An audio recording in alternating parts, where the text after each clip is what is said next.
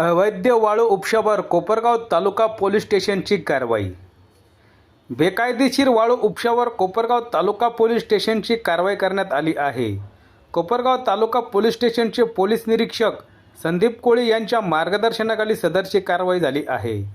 दिनांक 28 फेब्रुवारी 2026 रोजी कुठलीही परवानगी न घेता विनापरवाना बेकायदा स्वतःच्या आर्थिक फायद्याकरिता गोदावरी नदीपात्रात 2 ब्रास शासकीय वाळू उपसा करून विक्री करण्याच्या हेतूने डंपरने वाहतूक करताना माहेगाव देशमुख ते मडीव रोडवर मिळून आला।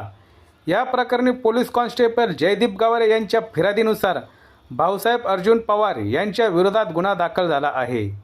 4 लाख रुपये किमतीचा एक विटकरी रंगाचा टाटा कंपनीचा 709 डंपर व 20,000 रुपये किमतीचे 2 ब्रास वाळू असा मुद्देमाल जप्त करण्यात आला आहे। पुढील कारवाई कोपरगाव तालुका पोलीस स्टेशन हे करीत आहे।